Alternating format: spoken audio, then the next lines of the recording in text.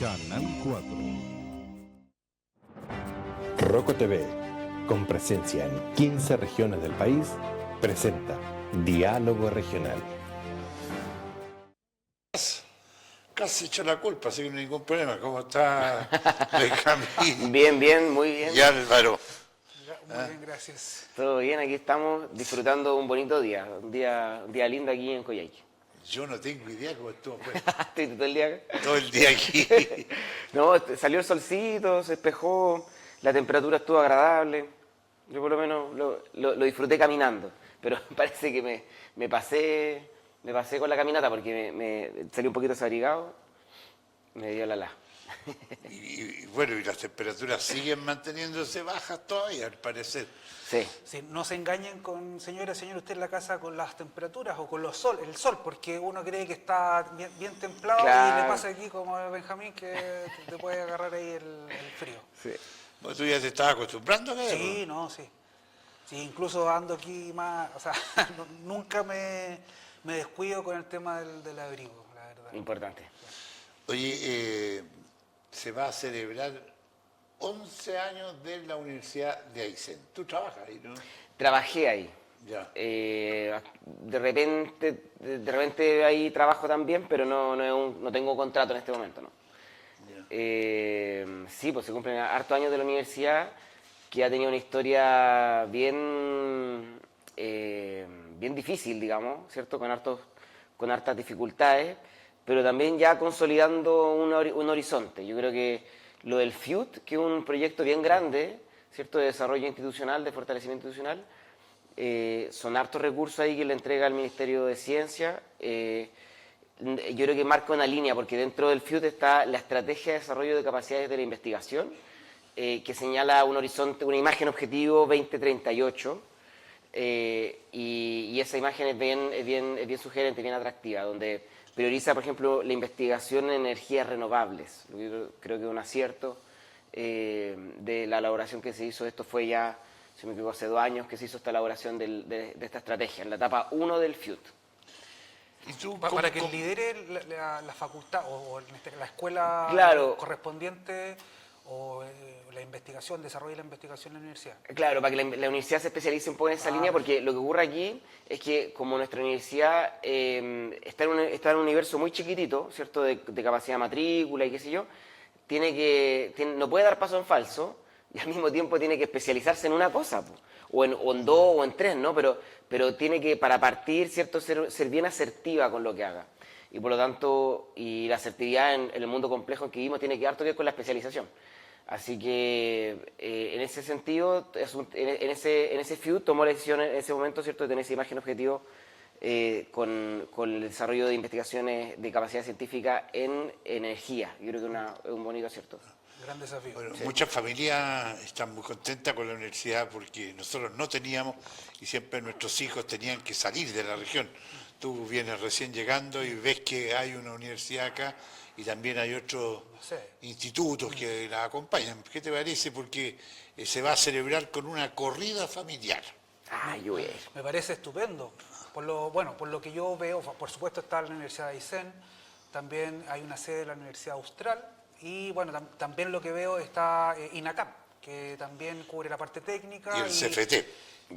Efectivamente, así que me parece que se promueva y bueno, y que se celebre de alguna forma también con esta corrida familiar que hace muy bien también el afiato de la ciudadanía. Para el 23, tú estás... Yo voy a estar ahí, voy a estar corriendo de todas maneras.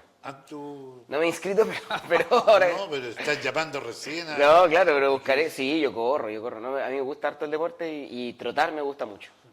Sí. Oye, ¿quién está de aniversario también mañana?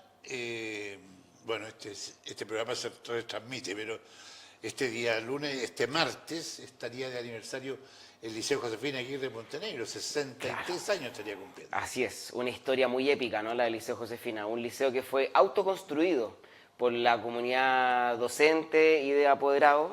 Ahí está don José Luis Felmer, la familia Klenner también ahí bien metida. Y claro, tuvo un desarrollo muy épico el Liceo Josefina Aguirre, donde estaba esta idea, ¿cierto?, de los liceos experimentales en los años 60, ¿no? Y la primera directora fue Josefina Aguirre, que era la sobrina nieta de Pedro Aguirre Cerda. Mira. ¿Usted estudió ahí o trabajó ahí? Yo trabajé ahí, sí. Fui docente en esa institución y bueno, le tengo mucho aprecio. También como digo, por la épica que tiene, porque fue un establecimiento que fue construido por los propios apoderados junto con los profesores. Los profesores no recibieron sueldo durante casi un año, levantando el proyecto, porque estaba esta idea de que era necesario que en la capital, o que en Coyhaique, ¿cierto?, por ese tiempo no era la capital, tuviese no sé si era ya creo, tuviese un liceo fiscal laico.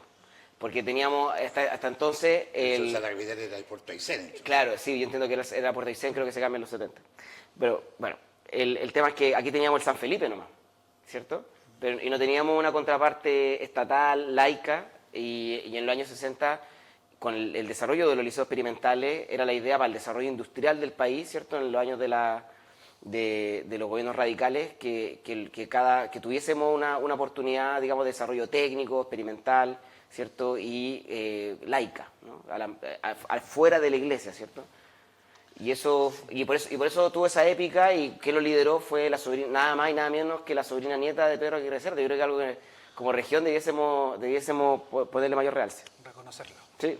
A mí es interesante, esa parte no está en mis libros. ¿Y la escuela agrícola estaba allá?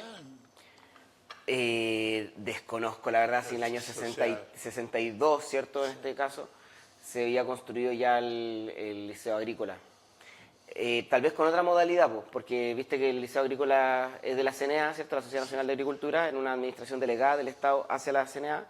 En ese momento, si no me equivoco, no existía esa categoría, pero tal vez, claro, existía de otra manera, ¿no? Con un establecimiento, tal vez, de la sociedad concesionaria de Aysén, tal vez.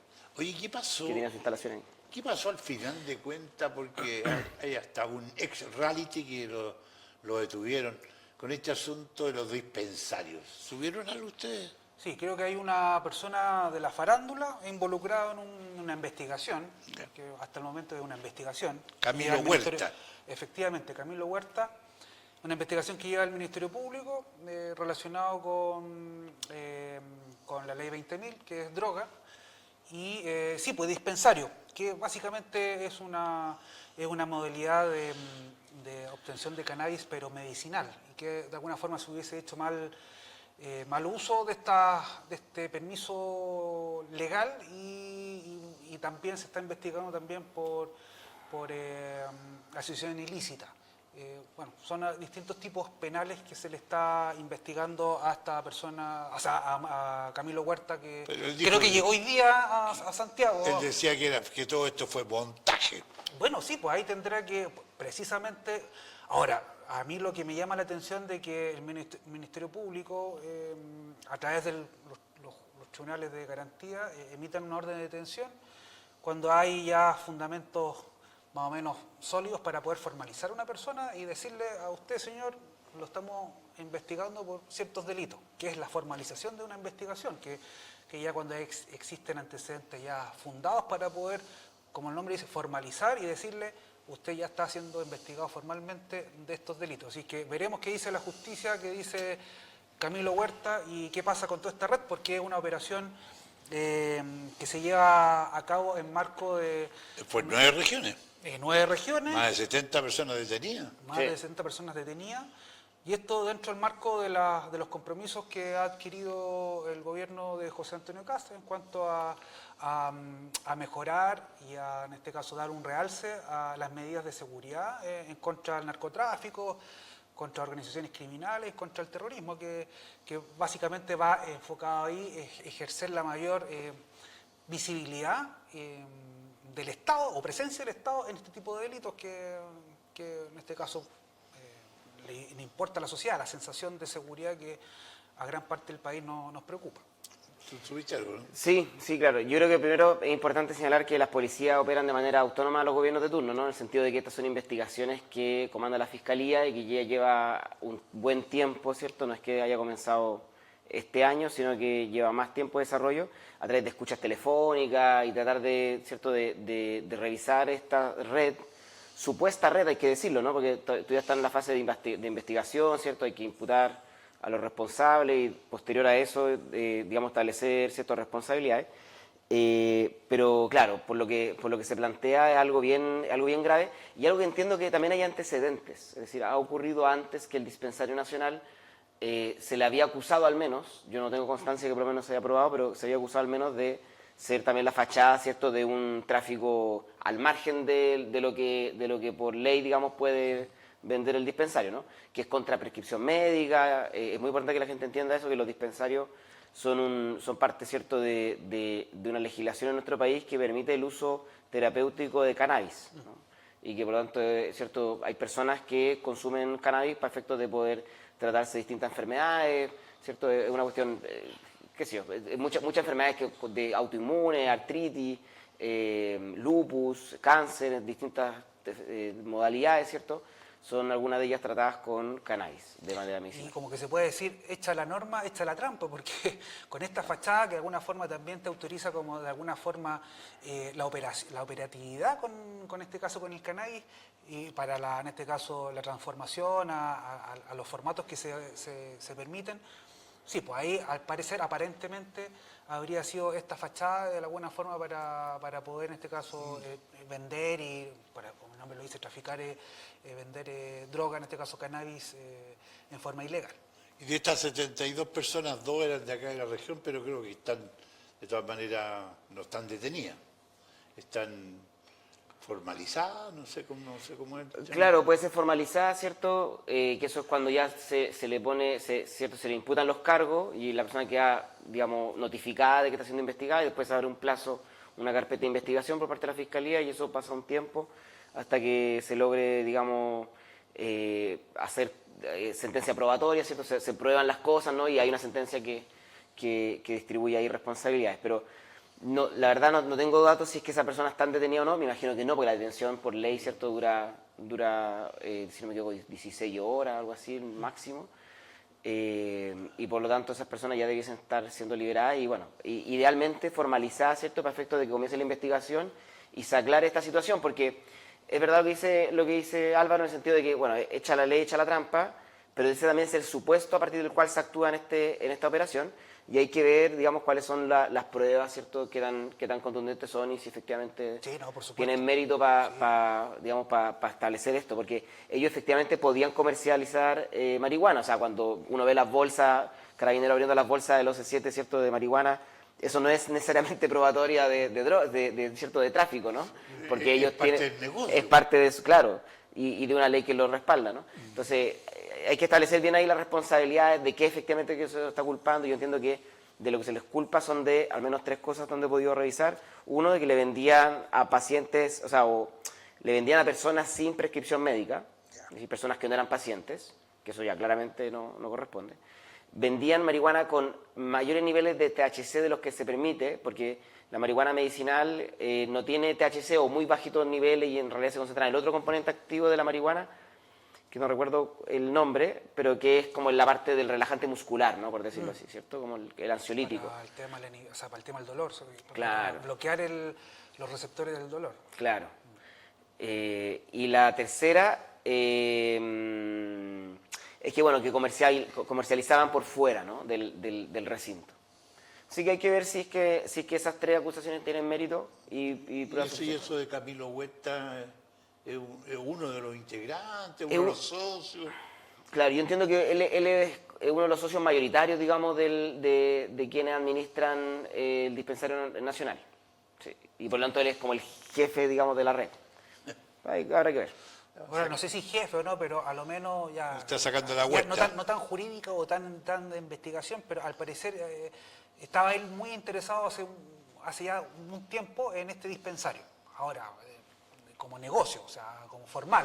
Claro. Ahora, de ahí que se haya derivado o no, bueno, o tendrá que en este caso dar su argumento, su defensa respecto a por qué el Ministerio Público lo considera como un sujeto de interés para, en este caso, una investigación o ya directamente para una formalización de la investigación. Y funcionaba uno aquí, ¿eh? Sí, claro. ¿no? En la calle Prat, tengo entendido. En la calle Prat, sí. En pleno centro de Coyhaique. Al parecer sí, y creo que salió la noticia, bueno, fue comentado en los diarios locales. Pero lo que no fue montagio, ¿qué les pareció esta operación Carcelbero que hizo estilo Bukele. A mí me parece muy montaje, la verdad, para ser franco. Oye, a mí lo que me llama la atención... Porque esto se ha hecho muchas veces, pero... Rocco ahí le da la... Es que no sé... No, preconcepto. es que me cuesta ver al presidente de la República, entonces se viste con el mismo traje de gendarmería que dije aquí Antonio Kast, Kast aquí, presidente de la República, con el mismo traje de gendarme, pero con su nombre. Con su nombre. Pero ojo, Rocco, que Pero, para hacer una aclaración, cuando los presidentes de la República, generalmente esto es histórico, incluso vimos a Michelle Bachelet arriba de un tanque, así que muchas veces cuando van a un ejercicio, ya, en este caso oficial, ya sea de cualquier rama de las Fuerzas Armadas, en general la institución le pasa una prenda en reconocimiento como autoridad, que el presidente de la República con una, no sé, con una chaqueta, en este caso, con el nombre del y ejército, apellido, o de los marinos, o de gendarmería, o carabinero, en general se estila, y si uno ve en forma pretérita, en las noticias, los presidentes de la República para la cercanía con la institución, generalmente ocupan algún atuendo de la institución. Ahora, sí, no sé. Ahora, que se haya visto quizás ahora en forma más como connotado por las noticias en esta participación, quizás llama la atención, pero esto ya viene en forma ¿Qué te pareció a ti? No, a mí me pareció Fue con comunicación, pero dice que ha tenido bastante aceptación de la gente. Mira, se estima en 2 puntos porcentuales los que aumentó su aprobación el presidente producto de la operación Cancerbero. Yo creo que la verdad es un show mediático estilo Bukele, es un tráiler de cine porque que no obedece a una verdadera, o sea, no obedece a una medida de seguridad. Para que la gente lo sepa, digamos, la cárcel que se construyó, ¿cierto? Y que se está trasladando personas para dicho penal, fue un penal que se diseñó durante el gobierno del presidente Gabriel Boric, que se comenzó a construir durante el gobierno anterior y que, claro, hoy día está listo para ser operado. Pero esto viene de Michelle Bachelet. Sí, claro, una operación de Estado. 2017, después pasa a Piñera y después 9 meses más o menos quedó lista en el tiempo de Boric. Claro, pero a lo que voy es que es una política de Estado, ¿no? La construcción de la cárcel, no es algo que haya ocurrido hoy de la noche a la mañana, sino que... Cortan la cinta ahora. Claro, que se cortó la cinta ahora, pero era una obra que venía hace mucho tiempo en ciernes y lo que hace el presidente Kast al inaugurar y tener la necesidad de, digamos, de habitar esa cárcel, naturalmente de hacer traslado. Pues ya tenía 400 ya. Lo que se ha hecho, claro. Tenía calladito 400 y ahora entraron 700 más 250. Y todavía hay para 1000 más. Y esos 400 habían entrado al gobierno anterior, me imagino. A mí no me avisaron. Claro. Es que ahí está el punto, ¿no? Porque en el gobierno anterior muy probablemente se trasladaron esos 400 que ya estaban, pero no hicieron boche de eso, ¿cierto? Ni menos, digamos, una performance de la gente así, estilo Bukele, pero calcado, ¿ah? La gente en el piso, ¿cierto? Bueno, es un acercamiento. Ahora sí, quizás tuvo una aceptación a lo que voy yo que lo llamativo de esto, o lo importante de alguna forma que hay que destacar, que son delincuentes o personas ya condenadas por delitos graves, que de alguna forma, para hacer efectivo este traslado y hacer presencia de que estos condenados por alta peligrosidad son trasladados a esta cárcel en este caso de Talca. De Talca, sí, bien digo. Sí, así Talca. que de alguna forma es una... Veo que también pueden haber críticas respecto a la performance, pero también una señal positiva que se está haciendo algo en materia de seguridad. Pero y todo uniformado, los vi en fila. ¿Es bueno esto que esté pasando? Yo creo que no, ¿ah? Yo creo que no. ¿Están uniformados todos? Yo creo que lo que... O sea, en la cárcel eso no es producto, digamos, de que vengan las cámaras. Y si es así, peor todavía, ¿no? O sea, tienen que venir las cámaras con el presidente de la República para que, digamos, se cumplan las normas carcelarias. Eso no estaría bien, si así fuese. Lo cierto es que lo que ocurre en las cárceles de Chile está normado por ley y el traslado de reo es algo que se hace normalmente en las cárceles chilenas, es un procedimiento de gendarmería que se hace regularmente, y el sacar usufructo político de esto, de la manera en la cual se está haciendo... ¿Se refiere a la transmisión en vivo? Sí, claro, porque es la trivialización de la crisis delictiva, ¿no? Es cuando esto se convierte en un espectáculo y por lo tanto deja de tener sustento y se convierte en algo solamente mediático. Y creo que ahí hay un error de parte del gobierno porque se vuelve también muy susceptible de críticas algo que en términos normales sería de común acuerdo, pero cuando tú reemplazas políticas públicas por nombres atractivos como Operación Cancerbero, que ¿cachai? En vez de ponerle... ¿Qué es la Operación Cancerbero? ¿El traslado de presos? ¿Eso es? Que alguien me lo explique, por favor. Porque si eso es la Operación Cancerbero, si ese es el plan del gobierno en materia de seguridad, no es nada, porque esto es lo que se hacía antes. La única diferencia es que ahora hay cámaras y el presidente José Antonio Caz disfrazado de gendarme sacando rédito político de la situación. Pero eso no es hacer algo en materia de seguridad. Pero, perdón, no está disfrazado de gendarme, porque... ¿Él es gendarme? No, el gendarme, lo que pasa es que ni carabineros, ni bomberos, ni nada, los que se disfrazan son Batman, Superman, esos son disfraces. Vestido de gendarme, pero él no es gendarme. O sea, el punto es que no es una política pública. Si la Operación Cancerbero, esa es la política pública del gobierno de José Antonio Caz en materia de seguridad, no es política pública porque es un procedimiento normal que hace Gendarmería regularmente cuando Pero tiene que poblar cárceles. O sea, Benjamín, ¿qué más público que el traslado de personas de alta peligrosidad que de alguna forma se trasladan a un lugar específico, más especializado? Y bueno, y parte también del programa del presidente, que obviamente que también va a pasar por una iniciativa legislativa respecto al programa de seguridad, pero esto es parte, hay que ir avanzando de a poco, y por eso la aprobación o la gente, en este caso la ciudadanía, ha aprobado y ha reconocido que de alguna forma le parece que dar esta señal que se está haciendo o que se está haciendo y que se está trabajando en materia de seguridad. Pero es que es espectáculo, es que no es una política real, es espectáculo nomás. Puede tener resultado en términos del rating, por decirlo así, de la aprobación, 2 puntos porcentuales, por lo tanto, tampoco es como que guau, qué brutal. Y afortunadamente, ¿no? Porque significa que la gente también sabe de que esto en realidad esto no modifica, no baja, digamos, los indicadores de homicidio, de violencia, de asalto, ¿cierto? De hecho delictivo. Esto no reduce aquello. Mire. Lo que está pasando aquí, es un procedimiento normal que el gobierno le llamó Operación Cancerbero, algo que ocurría normalmente y lo televisó. Eso es todo. Y como dato, mira, fueron trasladados, en este caso, de la cárcel de Arica, Alto Hospicio, Colina 1, Colina 2, 9 líderes del crimen organizado. Mira.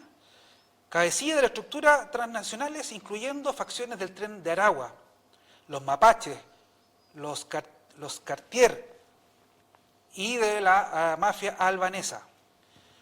También 28 integrantes activos, miembros operativos de estas mismas bandas destinados directamente a aislamiento. 650 reos de alto compromiso delictual, internos comunes que perfiles violentos y reincidencias de alta complejidad. O sea, ¿y hay posibilidad de que algunos de estos es una señal. No, pero no. se recuperen, que salgan algún día, porque un día tienen que cumplir su condena? Bueno, yo creo que claramente la derecha no está interesada en la reinserción. Porque la UDI se puso bastante firme con respecto a esta situación de seguridad y le dijo que tenía que ser quirúrgica la situación, porque imagínate que le peguen un punzazo a uno de estos, un ataque a uno de estos reos. No va a tener ninguna posibilidad que se recupere, porque le dicen que los que son condenados no van a ser atendidos. Yo creo que esa interpretación fue demasiado amplia respecto a que poco menos que si se estaba muriendo de sangrado no iba a tener asistencia médica. O una mujer que quiera tener una guagua y sea condenada. Claro.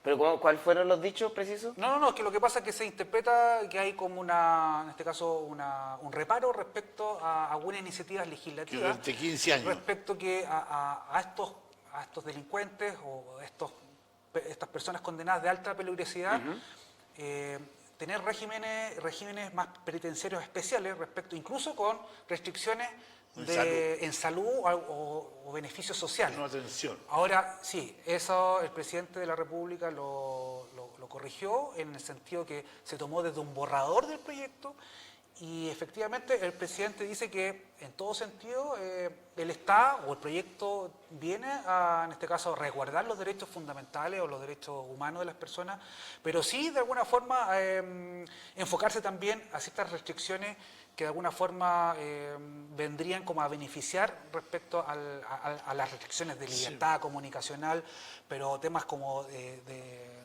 integridad física, no, ahí en este caso... Ahí la ministra de Salud no está de acuerdo con esto. No, por supuesto, sí. si de Claro. alguna forma se interpretó muy Y la ampliamente. UDI también le dijo no. A mí me parece que es bien sintomático el cómo el gobierno, que puso una segunda fase en su gestión, ¿cierto? Diciendo, ya, la primera fase fue la mega reforma, terminamos esta primera fase, ahora pasamos a seguridad, ¿cierto? Que es una agenda que convoca mucho acuerdo, ¿no? Que es bien transversal, una agenda en la cual el gobierno del presidente Gabriel Boric se encomendó muchísimo durante el último momento, digamos, de su gestión, creó el Ministerio de Seguridad, creó la Agenda Nacional de Seguridad, que es la misma que sigue este gobierno, ¿cierto? Dentro de los cuales está contemplado los traslados de reos, ¿cierto? Entre otras medidas, ¿cierto?, de políticas públicas serias en el país. Y ahora el gobierno, diciendo ya, vamos a pasar a este segundo punto, empezó al poco andar a disvariar, digamos, a tirar palos de ciego, en el sentido de no achuntarle, ¿cierto?, a una cuestión que no era tan difícil. Uno de los ejemplos es la reforma constitucional que están planteando. Una reforma constitucional que el mismo presidente de la UDI, Guillermo Ramírez, ¿cierto?, señaló que está en desacuerdo con que haya una reforma constitucional en la materia, porque, para ser franco, no se requiere una reforma a la Constitución para poder materializar la agenda de seguridad del presidente Gabriel Boric, que es la misma que va a ejecutar este gobierno. Porque estos están exigiendo cambios en la Constitución. Claro, el presidente José Antonio Caz anunció un cambio constitucional.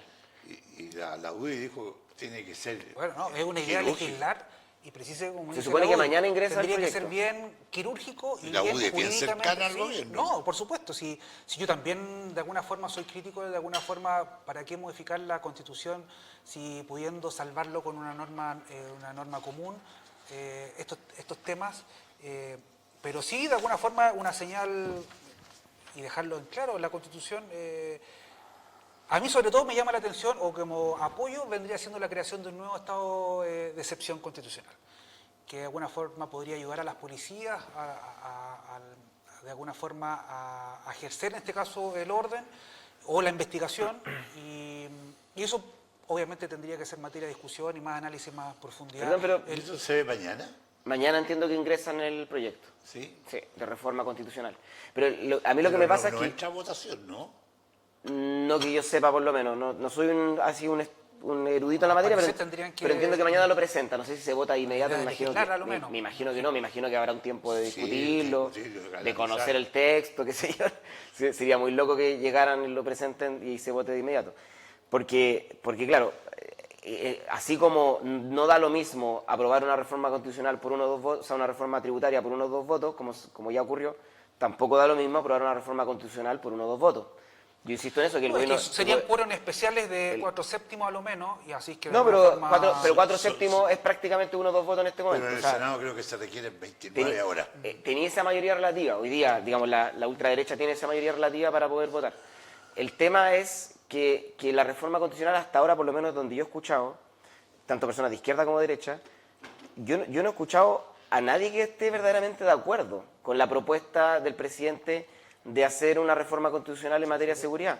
Nadie que ha podido señalar, digamos, cuál es la pertinencia. Es que ¿Cuál yo es creo el- que pero- venimos saliendo... ¿Cuál de es el un- obstáculo constitucional que hoy día existe para poder realizar la agenda de seguridad que el gobierno se propone y, por lo tanto, cuál es la modificación que necesitan hacer para poder llevarla adelante? No lo han Sí, podido señalar. Yo creo que una opinión como ya de ciudadano, más allá de la parte como jurídica o política, yo creo que quedamos, por lo menos en el gobierno anterior, la ciudadanía quedó cansada con temas de reformas constitucionales, Sí, por o más que reformas constitucionales, asambleas constitucionales que no prosperaron, y de alguna forma ya le hablan tema constitucional, la gente le Y causa... genera molestia. Genera una resistencia porque estuvimos bien politizados por eso, y nuevamente quizás como un error, no estoy diciendo que sea un error, pero quizás un error no forzado o algo... Está bien, puedes decir que es un error, puedes decir que es un error. Pero podría haber quizás no haber forzado la discusión a este ámbito constitucional. Mira, Ahora, puede surgir algo bueno, creo que sí, se podría analizar y, bueno, estudiar a profundidad el proyecto. Creo yo, a lo menos lo que yo hago comentario respecto a un estado De excepción. un estado de excepción Mira, constitucional. yo sí voy a atrever a decir que es un error. Yo creo que es un error político tremendo para el gobierno, para sus propias bases, digamos, y para el propio relato político que quiere instalar. Porque este llegó como a ser un gobierno de emergencia, no un gobierno de aplicación, ¿cierto? De lo práctico, por decirlo así. Y al hablar de materia constitucional, como bien dice Álvaro, te retrotrae a una discusión que es abstracta, que tiende a ser algo muy nocivo, y creo que es súper bueno que intuitivamente lo rechacemos, que es a constitucionalizar el debate político contingente. O sea, yo cualquier cosa, cualquier mayoría relativa que yo tenga y cualquier punto que yo quiera tener, ahora lo voy a elevar a rango constitucional. Pero ojo, no fue el sector de... Déjame terminar. Y eso también lo hicieron en la segunda. Y eso es muy bananero, digamos. Eso es poco serio en términos políticos, ¿no? Porque significa que la discusión política contingente se vuelve siempre termina siendo siempre una discusión constitucional cuando no es necesario, porque hoy día tú tienes todas las garantías legales para poder ejecutar la agenda de seguridad que se propone el gobierno, que es la misma del gobierno anterior. Entonces, sí, yo creo que simplemente no es pertinente. Pero eso yo te quería como recordar que finalmente el sector en este caso de la derecha o del sector de José Antonio Kast, no fue la que llevó la discusión pasada, en este caso, que nos llevase en este caso, a tener esta resistencia constitucional cuando nos hablan nuevamente en materia constitucional. Sí. Y precisamente porque teníamos una constitución firme, instituciones firmes, claras, y bueno, a lo que voy yo, quizás... no era el mejor momento, en este momento, hablar de reformas constitucionales. Ahora, más allá de que puede haber o no buenas ideas respecto a implementar, ya sea aclarar un concepto de seguridad dentro de la Constitución o implementar, en este caso, un estado de excepción constitucional nuevo y otras medidas que ya son más legales, por ejemplo, la extensión del periodo de flagrancia. De 12 horas a 24 horas, que también que me parece muy buena iniciativa, que permite a las policías desarrollar mejor y ampliar más el plazo de investigación. Pero eso es materia de ley, pues. Entonces, sí, materia de ley. No tenía un obstáculo constitucional para eso. Y con el materia del estado de excepción, yo la verdad tampoco entiendo muy bien a qué se refieren, porque no... bueno, la aplicación, ¿cierto?, de las Fuerzas Armadas y de orden en materia de... O sea, las Fuerzas Armadas propiamente tal, digamos, en materia de orden, de las fuerzas de orden, es algo que está en entredicho, bueno, por las razones que sabemos, ¿cierto?, porque no están preparadas, etcétera. Y el tema de las escuchas telefónicas sin mediación judicial en contexto de estado de excepción a cualquier persona, a mí me llama mucho la atención que lo acepten así sin más y que no esté considerando tampoco el levantamiento del secreto bancario, ¿no? Porque supuestamente el rechazo de la derecha al levantamiento del secreto bancario es por la privacidad, ¿no?, de la persona, ¿cierto? Eso es lo que en general se argumenta por parte de la derecha, ¿cierto? Está bien. Ese es el argumento. Bien. Entonces yo no puedo entender que al menos hasta donde yo entiendo la propuesta que lo han dicho, no lo han presentado por escrito, así que de pronto habrá que verla mañana cuando se presente. Pero que lo que han señalado respecto a reforma constitucional en materia de estado de excepción es que el Estado puede hacer escuchas telefónicas, ¿cierto?, sin mediar autorización judicial.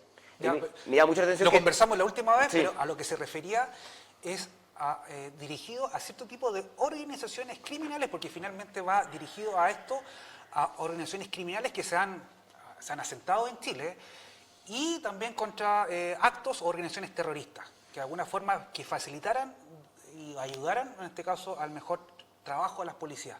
Ahora, también dentro de este estado de excepción constitucional, la ayuda de las Fuerzas Armadas a las policías, que vendría siendo también, incluso para ambos bandos, ya sea para derecha o izquierda, ¿y qué vendría siendo la ayuda en cuanto a las Fuerzas Armadas, a las policías? Porque si no pueden mantener ¿sería el rol protagónico de las calle, Fuerzas Armadas o estaría bajo la dependencia de las policías en cuanto al desarrollo de la actividad? Ahora, sí, ahí habría que tener una discusión porque si bien sabemos que las Fuerzas Armadas, incluso hay generales que han cuestionado respecto al rol de las Fuerzas Armadas, porque sabemos que el rol de las Fuerzas Armadas es un rol más, no es preventivo policial. O sea, perdón, lo dijeron con Piñera, ¿cierto? Cuando le dijeron al presidente nosotros no vamos a salir a la calle. Ahora sí, bueno, ahora, lo que sí también establece este sistema o este nuevo Estado o esta idea de nuevo Estado de excepción constitucional es restringir ciertos polígonos o sectores, porque actualmente los estados de excepción constitucional abarcan a regiones o a provincias.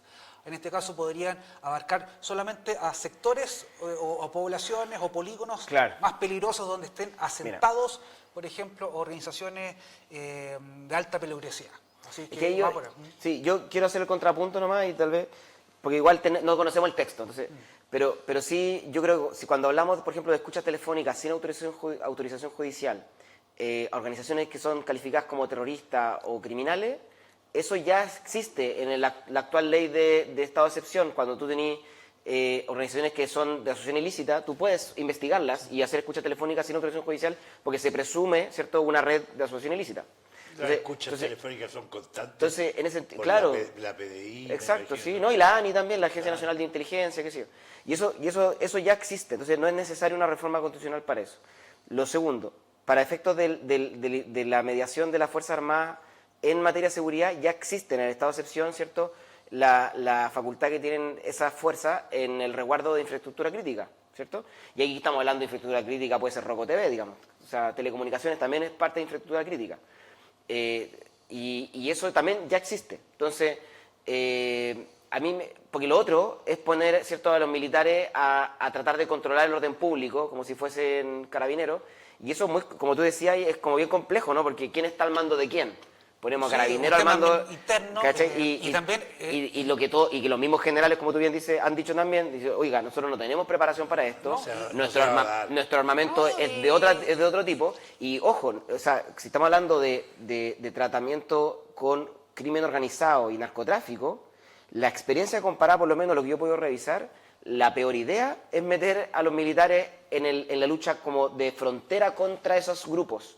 ¿Por qué? Porque normalmente las Fuerzas Armadas son muy susceptibles en ese contacto digamos, a desordenarse, por decirlo así. Mucho más que carabineros o órganos de inteligencia que tienen un órgano mucho más entrenado para tratar con ese tipo de fenómenos. Sí, ahora yo como si es que concluir con este concepto, es que también se regule el uso de la fuerza, porque de alguna forma, si nuestros carabineros o nuestras fuerzas de orden o de militares no van a tener reglas claras y los van a procesar por algo judicialmente y que no tienen las garantías de poder actuar dentro de sus competencias, también es un tema que también y que la exigencia también tendría que ser de que el proyecto vaya relacionado con un proyecto que garantice de alguna forma el actuar de carabineros, sobre todo en estos estados excepcionales, o le den mayor garantía respecto al resguardo tanto a carabineros como a las Fuerzas Armadas.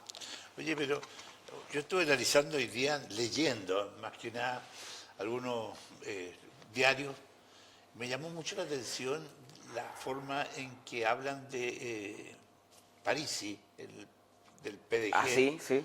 Que anunció que no tenía los votos para la agenda de seguridad. Claro, y trata al gobierno de machista, de gobierno de los empresarios, y la Pamela Gil también dice, bueno, aquí el que está, si no va a cumplir todos los elementos, sacar a los viejitos de Punta Peuco, demorizar todos los otros temas, el que va a seguir gobernando como presidente va a ser el ministro Quiró. Entonces, ¿cómo está esa lucha ahí con respecto al PDG? Yo creo que justamente al PDG, lamentablemente, o sea, digo lamentablemente como partido político, le saltó en este caso investigaciones por parte del Ministerio Público respecto a su administración interna, y ahora no creo que sea una forma de desviar la atención. Pero sí, yo escuché la entrevista del domingo en Mesa Central, en Canal 13, a Parisi, que de alguna forma no estaba de acuerdo con ciertos conceptos de la agenda de seguridad para dar los votos. Así es que de alguna forma también creo que quizá una forma de negociación.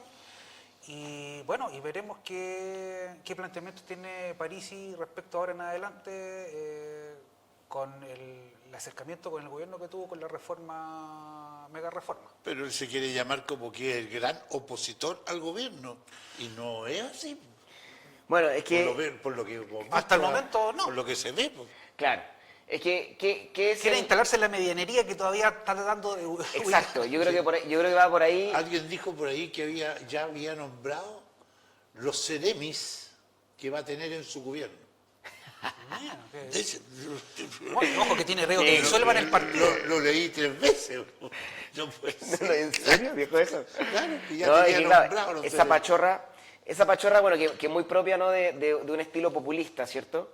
Que es súper interesante, o sea, en términos políticos, como de ciencia política, un fenómeno muy interesante y que nos atraviesa el momento histórico en el cual vivimos como Occidente. Yo creo que eso es muy importante tenerlo muy en cuenta, ¿no? Es algo de lo cual es muy difícil escapar porque es parte de la época.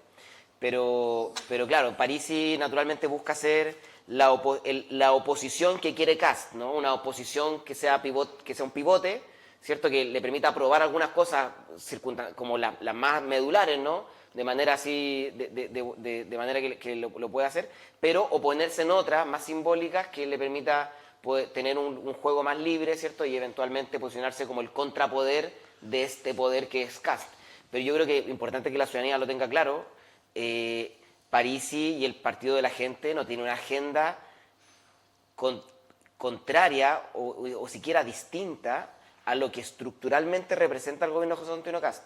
Que estructuralmente el gobierno de José Antonio Kast representa una derecha que es populista, no representa la derecha tradicional, ¿cierto? Ya creo que quedó más o menos demostrado con el tema de las contribuciones y qué sé yo, que los propios técnicos de derecha y la centro derecha, los alcaldes, qué sé yo, se opusieron a las políticas de este gobierno, y las políticas que propone Franco Parisi, que en general es de transferencia de capital directa a las personas, ¿cierto? A través de los retiros de pensiones, por ejemplo, ¿cierto?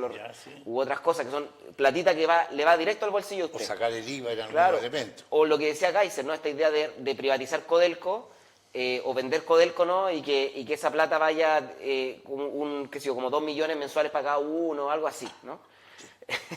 Ese tipo de políticas, ¿cierto? Que son Es populista. que se llama, es populismo, ¿no? Y el caso de Kaiser, él le llama capitalismo popular, ¿cierto? Una suerte de idea como de destrucción del Estado para que quedan solamente el sector privado, digamos, ahí pujante.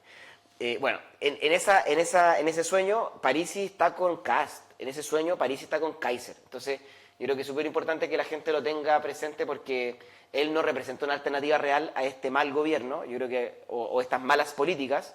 Yo creo que a medida que este gobierno avance, yo espero que vaya a tender a centrarse y que le haga caso, digamos, me imagino a algunos miembros que yo ya he escuchado, por lo menos de la UDI o RN, que llaman un poquito al orden en materia de política pública, ¿no? De que se ordene la cosa, porque la tensión populista tipo Bukele, tipo Parisi también, ¿no? Es muy fuerte. Yo creo que Parisi va, bueno, ya sea bueno o excelente político, va a tener que analizar el comportamiento, el desarrollo del comportamiento del gobierno de José Antonio Kast, porque si el gobierno de José Antonio Kast termina con alta aprobación por sus políticas en seguridad, economía, va a tender Parisi a acercarse más a acuerdos con el gobierno para de alguna forma abrir el camino a una eventual presidencia a Parisi. Ahora, a diferencia, si termina el gobierno de José Antonio Kast, en este caso con mala aprobación, se va a producir lo más probable una alternancia y ahí vendría siendo también otra posibilidad más, que de alguna forma él va a tantear en qué momento posicionarse o alejarse del gobierno. Y en este momento está pololeando, Sí. pololeo, Que es a tenso, veces...